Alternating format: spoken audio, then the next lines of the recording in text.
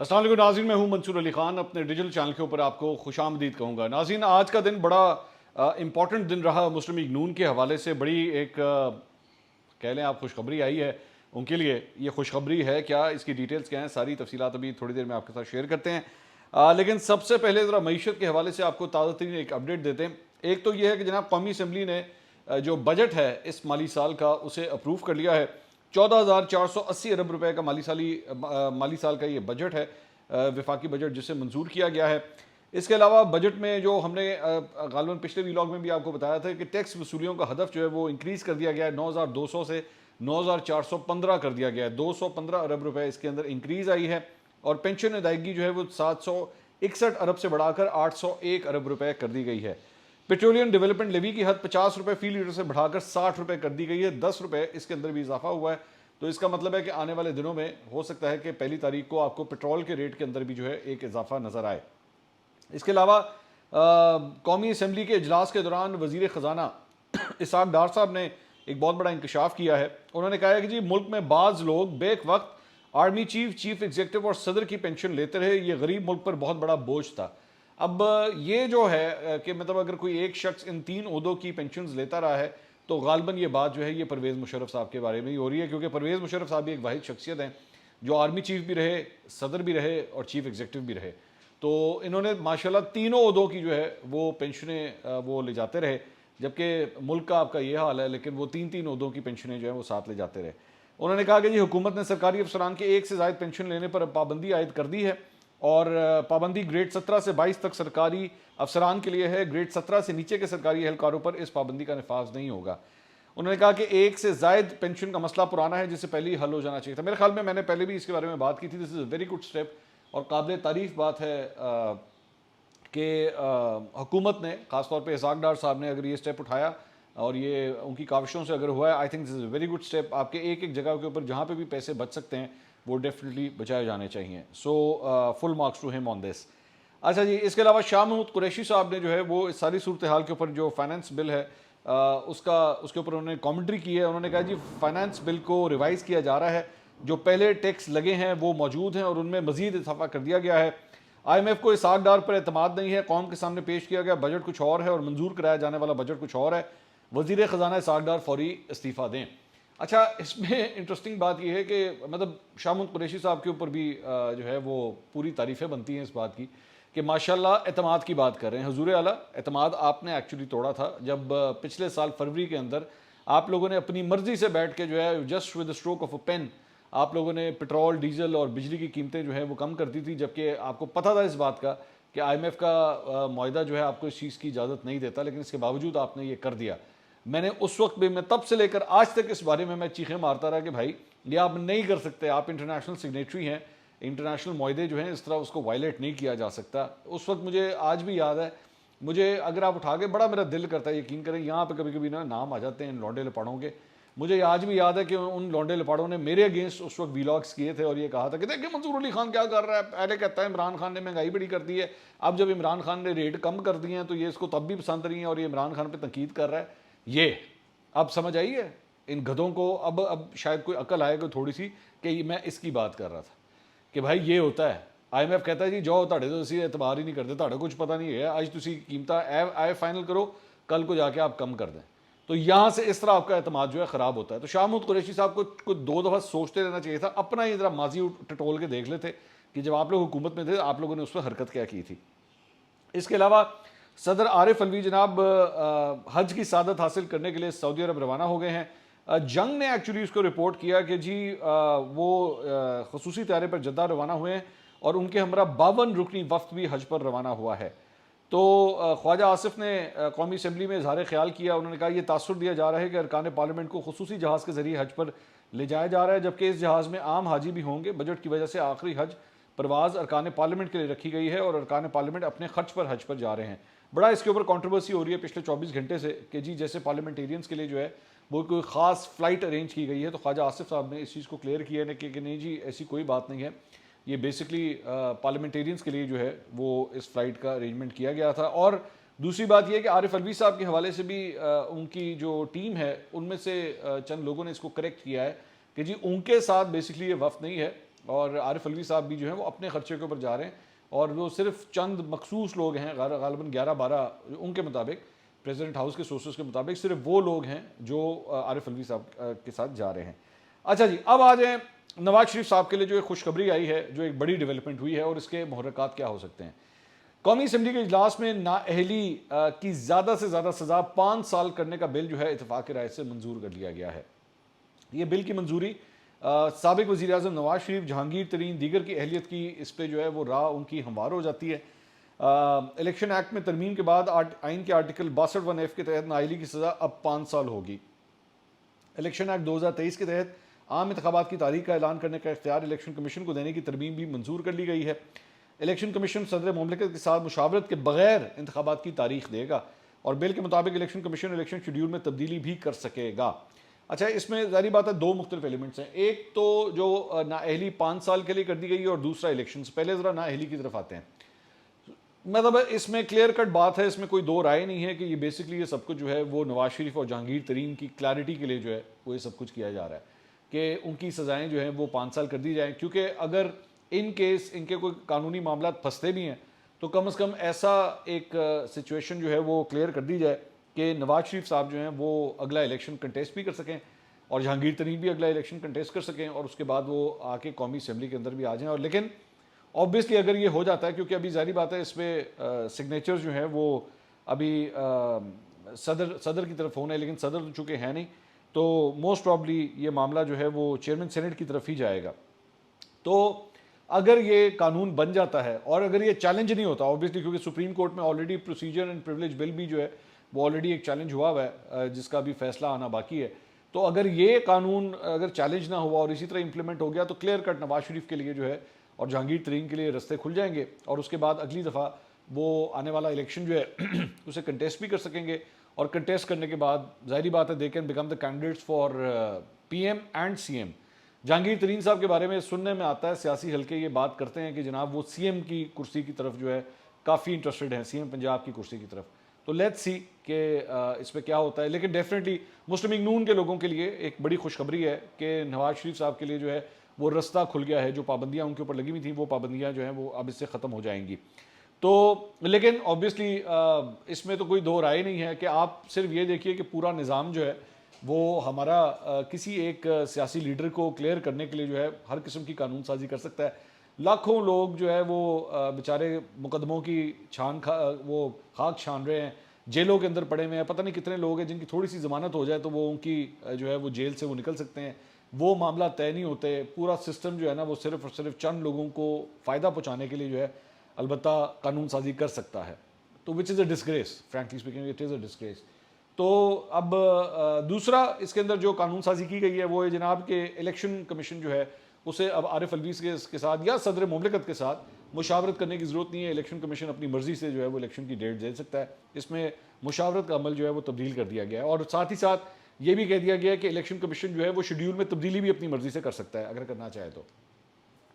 میری بات لکھ لیجئے گا، ایک دن آئے گا کہ یہ چیز ان کو واپس آ کے ہانٹ کرے گی کہ جی الیکشن کمیشن کی اپنی مرضی ہے، اس نے دیکھا ہے اگر چیف الیکشن کمشنر جو ہے وہ آپ کے کنٹرول میں نہیں ہے اور وہ آپ کی بات ہی نہیں سن رہا اور وہ کسی اور کے کنٹرول میں اور اس کا ٹریگر جو ہے وہ کسی اور کے کنٹرول میں ہے، تو ٹھیک ہے وہ بے شک الیکشن جو ہے اس کو ملتوی کر دے، ڈزنٹ میٹر، وہ کوئی بھی وجہ دے دے وہ کہ جناب ملک میں جو ہے سیلاب آیا ہوا تھا، ملک میں معاشی صورتحال ٹھیک نہیں ہے، جو میں نے جا کے الیکشن آگے کر دی، جو کرنا ہے کر لو۔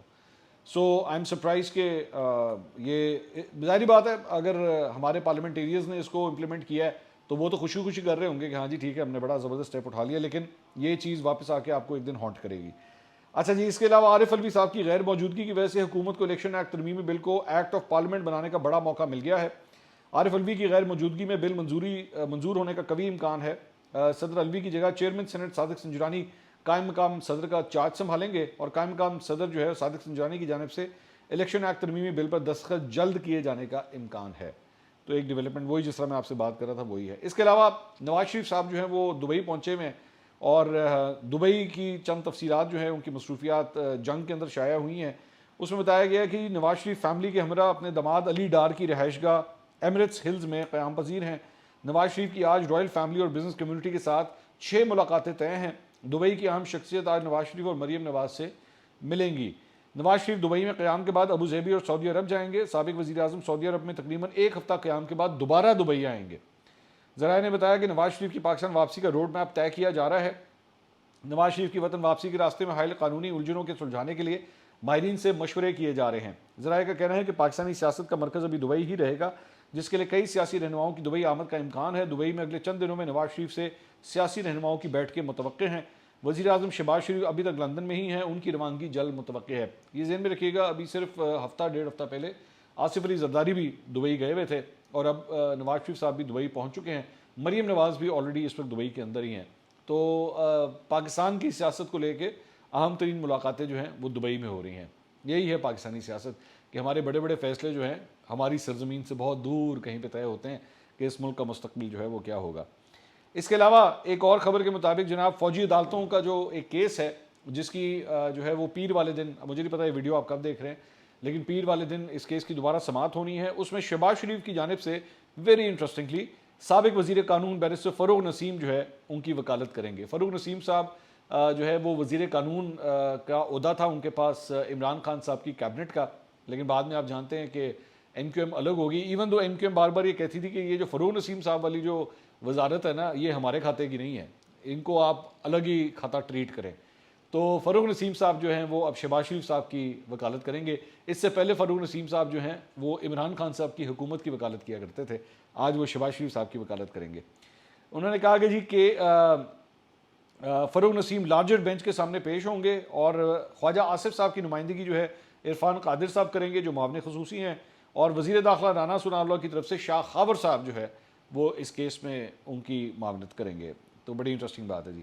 اچھا جی، تحریک انصاف نے کراچی کے مزید 6 بلدیاتی نمائندوں کو پارٹی سے نکال دیا. اس سے پہلے بھی ہم نے آپ کو خبر دی تھی کہ چند لوگوں کو جو ہے وہ فارغ کیا گیا تھا، کیونکہ حلیم عادل شیخ جو پاکستان تحریک انصاف سندھ کے صدر ہیں، انہوں نے ان کی طرف سے جو غائب ہونے کے، یعنی غائب ہونے سے مراد جس دن کراچی کے میئر کا الیکشن تھا اس دن وہ وہاں پہ نہیں آئے تھے، تو ان کے جو جوابات تھے وہ غیر مطمئن تھے ان سے، تو ان کو نکالا گیا تھا. اب 6 لوگوں کو مزید جو ہے وہ نکال دیا گیا ہے، اور نکالنے کا ان کو نوٹیفیکیشن جاری کر دیا ہے. انہوں نے کہا کہ جوابات ان کے بھی اطمینان بخش نہیں اور ایک جیسے سٹیریو ٹائپ جوابات جو ہیں لگ رہے ہیں. پہلے 11 لوگوں کو نکالا گیا تھا، اب 6 لوگوں کو مزید نکال دیا گیا ہے. تو اب یہ ایک نیا کام شروع ہو گیا ہے کہ پہلے جو ہے وہ خود ہی لوگ چھوڑ کے جا رہے تھے، اب یہ لوگ خود ہی نکال بھی رہے ہیں ساتھ ساتھ کہ تجھے نکل جاؤ سارے. اچھا جی، اب ایک اور بڑا انٹرسٹنگ ٹویٹ آپ کے ساتھ شیئر کرنا ہے. یہ ہے سلمان احمد صاحب کا. سلمان احمد صاحب جو سنگر بھی ہیں، پاکستان تحریک انصاف کے سپورٹر بھی ہیں، انہوں نے عمران اسماعیل صاحب کا ایک کلپ دکھایا. یہ کلپ جو ہے آپ اسکرین کے اوپر دیکھ رہے ہیں، اس میں عمران اسماعیل صاحب جو ہیں وہ گفتگو کر رہے ہیں. ابھی وہ گفتگو کر رہے تھے تو چند لوگ آئے اور انہوں نے عمران اسماعیل صاحب کو مائک سے سامنے سے ہٹا دیا، اور ہٹا کے وہ خود میڈیا سے بات چیت کرنا شروع ہو گیا. اس کے اوپر انہوں نے لکھا، سلمان احمد صاحب نے، they banned Imran Khan on Pakistani media, now the people are banning them, Imran Ismail is toast. یہ انہوں نے جو ہے وہ سلمان احمد صاحب نے ڈال دیا. اب یہ پہلے بھی سلمان احمد صاحب اس طرح کے بہت سے چھکے مار چکے ہیں، غلط ویڈیوز، غلط فیک نیوز، اس طرح کی چیزیں بہت ٹویٹ کرتے رہے. اب یہاں پہ ان کو کسی نے یہ نہیں بتایا کہ بھائی جان یہ کئی سال پرانی ویڈیو ہے، یہ ابھی ریسنٹ نہیں ہے، یہ کئی سال پرانی ویڈیو ہے، آپ فیکچولی غلط چیز شیئر کر رہے ہیں. تو ایک صارف نے ایکچولی نیچے جا کے لکھا بھی کہ جی کیا ہو گیا سلمان بھائی، آپ نے بغیر سوچے سمجھے کاپی پیسٹ کر دیا اس ویڈیو کو، یہ ویڈیو کئی سال پرانی ہے. خدا کو مانے آپ جیسے لوگ بھی ایسا کریں گے تو مخالفین سینہ چوڑا کر کے بولیں گے کہ پاکستان تحریک انصاف صرف جھوٹ پر پروپیگنڈا کرتی ہے، فوراً ڈیلیٹ کریں اسے. تو کوئی شرم دلانے کی کوشش کی کہ بھائی جان ذرا احساس تو کریں آپ شیئر کیا کر رہے ہیں. اچھا انٹرسٹنگ بات یہ تب کی ہے جب عمران اسماعیل پی ٹی آئی کے اندر ہوا کرتے تھے، یہ تب کی ہے. اب تو استحکام پاکستان پارٹی میں آخری اطلاعات کے مطابق وہی ہیں، لیکن نظر نہیں آیا ابھی تک وہاں پہ. خیر اچھا، اس پہ سلمان احمد صاحب نے جناب جوابی ٹویٹ کیا. انہوں نے لکھا if this Imran Ismail video is old then people were absolutely correct about him before he openly betrayed his leader Imran Khan. I challenge him to do a public press conference. کہ اچھا اگر پرانی بھی ہے تو چل چنگا ہی کتا سی اس ویلے بھی ہوا سے. جب جھوٹ پکڑا گیا نا تو پھر پتلی گلی سے نکلنے کا بس یہی طریقہ تھا. اچھا یہ ہوا بھی ہے، چلو پھر اس ویلے بھی کرتا ہے تو چنگا ہی کتا ہے. جی جناب اس ویلے جو کتا سی نا اس ویلے تاڑے کو پی ٹی آئی چاہیے سن ہے. اس کے بعد میں جناب نے ان کو گورنر سندھ بھی بنایا تھا. آپ کا جو لیڈر ہے نا عمران خان، انہوں نے ان کو گورنر سندھ بھی بنایا تھا. تو مردم شناس وہ کتنے کو ہیں اس سے پتہ لگتا ہے. اگر آپ ایکچولی اٹھا کے دیکھیں نا عمران خان صاحب کی پوری زندگی اٹھا کے دیکھیں تو ہر بندہ ہی ان کو غلط ملا ہے، جیڑا بندہ لبیا ہے وہ غلط ہی لبیا ہے. مطلب آپ شروع ہو جائیں اکبر ایس بابر، جہانگیر ترین، فوزیہ قصوری، فواد چودھری، پرویز خٹک اور جنرل باجوہ اور پرویز مشرف. مطلب آپ you start picking up people, اور سب سے عمران خان صاحب کو مسئلے رہے ہیں، سب کے سب غلط ہیں، صرف عمران خان صاحب ٹھیک ہیں. اے فلسفی ہے یہ نا جی بس. اچھا جی، رؤف حسن صاحب، سوری سلمان احمد صاحب نے ایک اور ٹویٹ بھی کیا. انہوں نے ایک اور ٹویٹ بھی کیا، یہ بھی میں شیئر کرنا چاہوں گا. انہوں نے کہا please name me journalist anchors in Pakistan who are not on the army's payroll. یہ سلمان احمد صاحب نے ٹویٹ کیا. تو ایسا سوال کرنے کے لیے سلمان احمد صاحب ایسی کون سی مشکل کام ہے؟ آپ حکومت میں تھے نا، آپ کی جماعت حکومت میں تھی، تو نکلوائیں سب کے کھاتے، نکلوائیں اور اپنے لیڈر کو کہیں کہ جناب آپ اس وقت تو ہر چیز کے اوپر آئی بی کو کہتے تھے، آئی ایس آئی کو کہتے تھے اے لبو او لبو. کیا ملا ہے ہمیں بھی تو ہے. آپ کو پتہ لگ چکا ہوگا نا اس وقت کہ کون کون سے اینکر، کون کون سے یوٹیوبر، کون کون سے تجزیہ کار اگر فوج کے پیرول پہ تھے تو کریں، شیئر کریں. پوچھتے کیا ہے؟ مطلب ٹویٹر کے اوپر لوگوں سے کیا پوچھتے ہیں؟ لوگوں بیچاروں کو کیا پتا ہونا ہے؟ ہمارے معصوم لوگوں کو کتنی کو انفارمیشن ہونی ہے؟ زیادہ سے زیادہ وہ یہ کہیں گے نا میں اس بندے کی گل نہیں سنتا. وہ کسی بھی اینکر کے بارے میں کہیں گے یار مجھے اس کی بات سمجھ نہیں آتی، بس اے جناب اے پیرول تے ہے، لفافہ ہے، انہیں لفافے لے رہے. آپ کے پاس تو سالڈ انفارمیشن ہونی چاہیے. عمران خان صاحب سے کہیں لسٹیں شیئر کریں، بتائیں ان کے ثبوتوں کے ساتھ کہ یہ دیکھیں جناب یہ اتنے پیسے لیتے تھے اور یہ اتنے پیسوں کے ساتھ انہوں نے یہ پراپرٹی لی ہے، یا وہ گاڑیاں لی ہیں، یا یہ انہوں نے اپنے ایسٹس بنائے. اس طرح بات کریں نا. یہ کیا ٹویٹر کے اوپر بچوں کی طرح بیٹھ کے لوگوں سے پوچھتے ہیں بیٹھ کے؟ فیکٹ شیئر کریں. اور میں آپ کو یہ بات بتا دوں، ویسے جہو جہ تسی سوال کیتا ہے نا، بڑی شرمندگی ہونی ہے آپ کو، بہت شرمندگی ہونی ہے اگر اس کی واقعی ڈیٹیلز نکل آئیں تو. آپ یقین کیجئے آپ لوگ منہ دکھانے کے قابل نہیں رہیں گے کیونکہ ان میں سے کئی ایسے ہیں جو پیسے لیا کرتے تھے. میں صرف فوج کی بات نہیں کر رہا، میں اور اینٹیٹیز کی بات کر رہا ہوں. تو اگر یہ کھاتے کتے نکل آئے نا آپ لوگوں کو بڑی شرمندگی ہونی ہے. اس میں سے کئی آپ کے لونڈے لپاڑوں میں بھی شامل ہیں، یہ ذہن میں رکھیے گا. رؤف حسن صاحب جو نئے سیکرٹری اطلاعات بنے ہیں پاکستان تحریک انصاف کے، انہوں نے ایک ٹویٹ کیا. اصل حقیقت یہ ہے کہ ہمارے پاس کوئی باضمیر جرنلسٹ نہیں جو کھڑا ہو اور حق کی بات کرے. سب کا بولا اور لکھا لفظ برائے فروخت ہے. افسوس صد افسوس. جی پاجی چلو تسی لکھ دے سی، یہ آپ جب لکھتے تھے صرف آپ ہی اس پورے پاکستان میں پاک صاف اور سچے ہیں نا، باقی سارے ہی بکے ہوئے ہیں، سب کے سب اسی طرح بکے ہوئے ہیں. یہ وہ ذہنیت ہے جس کے بارے میں بات کر رہا تھا. What an incorrect person and wrong person to sit on this set. کہ مطلب اس وقت جب آپ کو ایکچولی میڈیا کے ساتھ اپنے تعلقات بہتر کرنے چاہیے تو آپ کہہ رہے ہیں جی پورے پاکستان میں کوئی ایسا صحافی نہیں ہے اور کوئی ایسا جرنلسٹ نہیں ہے جو آپ کے لیے آواز بلند کرے. آپ کے لیے آواز بلند کی ہے، میں نے بھی کی ہے اور لوگوں نے بھی کی ہے. لیکن یہ حال ہے سیکرٹری اطلاعات پاکستان تحریک انصاف کا. آپ کی پارٹی کا کیس کوئی کس طرح خراب کر سکتا ہے جب آپ نے اس جیسے شخص کو جو ہے یہ عہدہ دیا ہوا ہے؟ بیڑا غرق ہونا نا پھر آپ کا. اس پہ ایکچولی سینئر صحافی انور اقبال صاحب نے جو ہے وہ ایک ٹویٹ کیا. انہوں نے کہا ہم بغیر تحقیق کے اتنے بڑے بڑے دعوے کیسے کر لیتے ہیں؟ کوئی جرنلسٹ باضمیر نہیں، سب ڈاکٹر چور ہیں، سب سکول ٹیچر کام چور ہیں. کیا یہ بہتر نہ ہوتا اگر آپ یہ کہتے کہ وہ سارے صحافی جن سے میں ملا ہوں بے ضمیر تھے؟ یہ کہہ دیتے آپ. لیکن آپ نے بس سب کو ہی رگڑ دیا. وہی ہے نا، جنرلائزیشن ہوگی. اس کے علاوہ حامد میر صاحب گئے ہوئے تھے جناب ایک پروگرام کے اندر، شوکت پراچا صاحب کے پروگرام کے اندر. تو ایک کلپ جو ہے انہوں نے ٹویٹ کیا. اچھا اب بڑے انٹرسٹنگ ہے، حامد میر صاحب بھی جو ہے نا بڑی پیاری گیم کھیلتے ہیں. بڑے میرے قابل احترام ہیں، میرے سینئر ہیں، لیکن کھیلتی بڑے کمال کا گیم کھیلتے ہیں.